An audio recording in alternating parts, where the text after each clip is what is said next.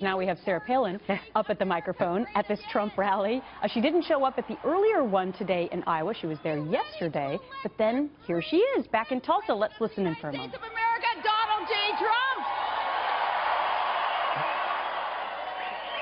Well, good, because it's going to take all of us working together in this. And you all have a responsibility. We all have a role to play in this, and truly electing someone who will let us make America great again. You hard-working Americans, you patriots, you who know that enough is enough, enough of the status quo, it's got to go.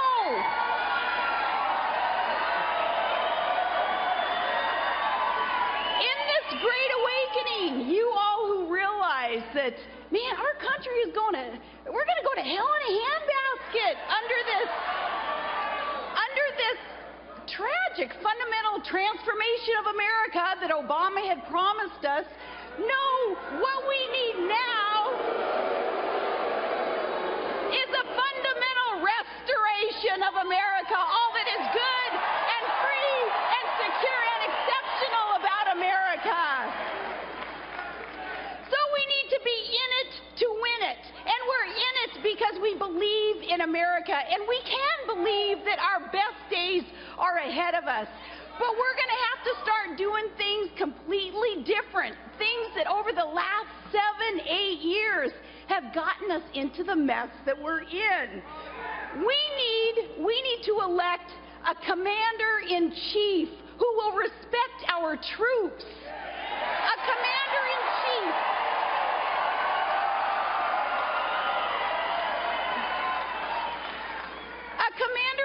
who understands that we, as Americans, you here in Oklahoma especially, you love your freedom. And when you love your freedom, you think of that. You think of that. And then you realize that our vets deserve a commander-in-chief who will let them do their job and go kick ISIS ass.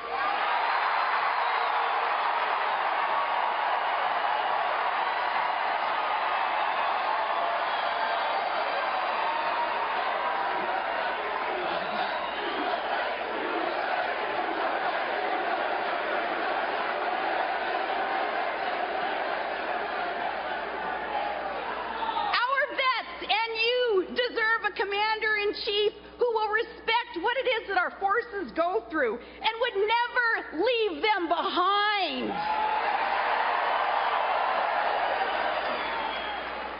A commander-in-chief who would never lie to the families of the fallen. When I talk about a commander-in-chief who will never leave our men and our women behind, let me get a little bit personal on this. I'm talking about not leaving our wounded warriors behind also. Our wounded warriors who come home from the battlefield bringing new battles with them.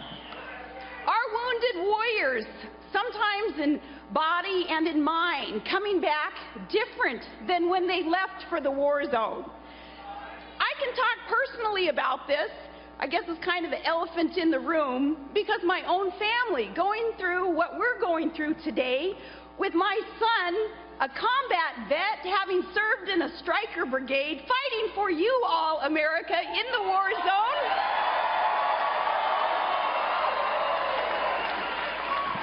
But my son, like so many others, they come back a bit different. They come back hardened. They come back wondering if there is that respect for what it is that their fellow soldiers and airmen and every other member of the military so sacrificially have given to this country.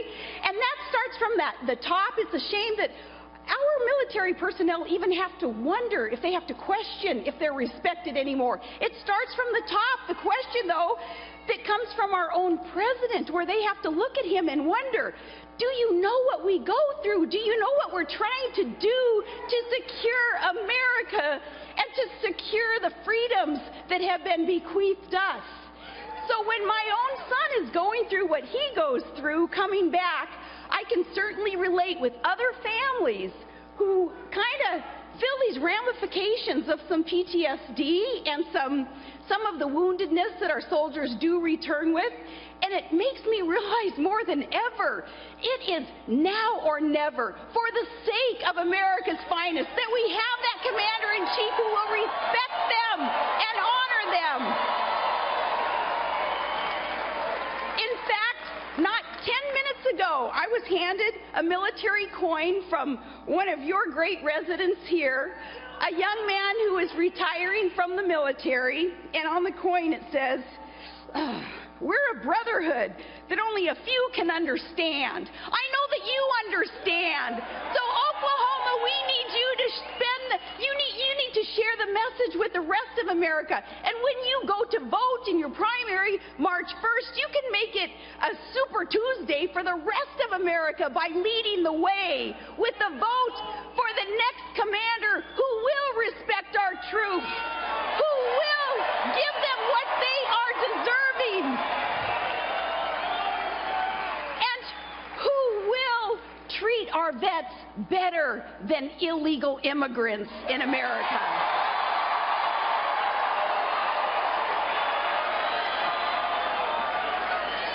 Well, we're in this together, and we're in it because just last week we saw our sailors suffer and be humiliated at the hands of Iranian captors, where we were made to apologize. And why was that? It's because of a weak-kneed capitulator-in-chief who doesn't know how to negotiate. And he has decided that, well, from now on, America is going to lead from behind.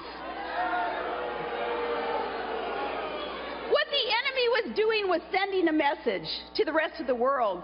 And that message they tried to send was that, they will capture, and America will kowtow, and America will apologize. And then in the deal, we will bend over and then say thank you.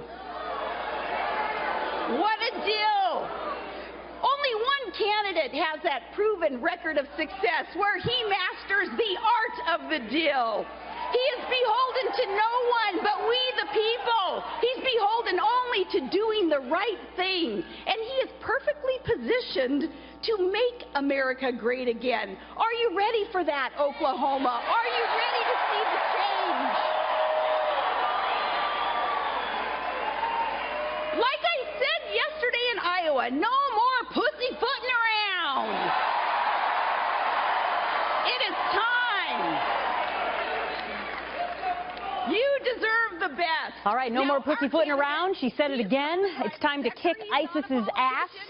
Our vets deserve a real commander-in-chief, not one that will leave them behind and lie to the families of the fallen.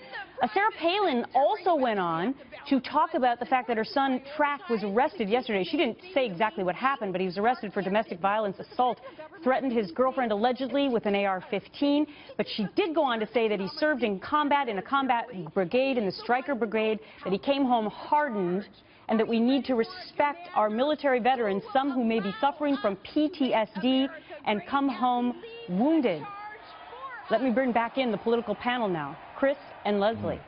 Chris, was this the right time for Sarah Palin to talk about any kind of effects that her son, and we don't know if he is suffering from any of the above? Well, she seems to be saying today that that is the explanation for what happened with her son. You know, it's the Mama Grizzly thing. She's coming to her son's defense. Nobody asked her about it, but she's getting out front and saying that her son is suffering from post-traumatic stress disorder because of his time serving in combat and you know, building a legal defense right here on television today. I think she's a mother. She's responding to her son being in a crisis. Mm-hmm. From a PR point of view, Leslie, I mean, is it smart for her to get out in front of it? I mean, here she is once again on the national stage, and she's having to face issues about her family, which she has done before. Yeah. I honestly, if she were running, Gretchen would agree with Chris. Like, yeah, you know, she's building a verbal defense right here on national television, right, and she's, you know, putting it out there in front. But she's not running. She's endorsing another person running. Yeah. She can talk about how wonderful our military is, which it is. She doesn't have to mention her son. If I were her PR advisor, I would not have advised her to mention her son. There's some people who may not know about these charges because they're, you know, just came about in the past, you know, couple of days. And quite frankly, it could even hurt his defense with her saying too much. So I don't think it was a smart thing to do, and I don't think it was the right venue. Okay, Chris, wrap it up for me. You got about 30 seconds.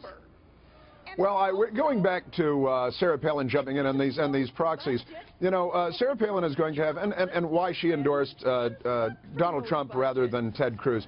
You know, she has no love or affinity for the Republican establishment in Washington, D.C., which did not treat her well. Right. She is known as the rogue. Donald Trump is kind of a rogue. She's a populist. He's a populist. Well, Ted Cruz is a different case, though. He's not rogue, not in the same way that Donald Trump is. He is not populist in the same way that Donald Trump is. And there's a relationship with the Republican establishment in Washington that may parallel. Gotta go. Thanks much to both of you.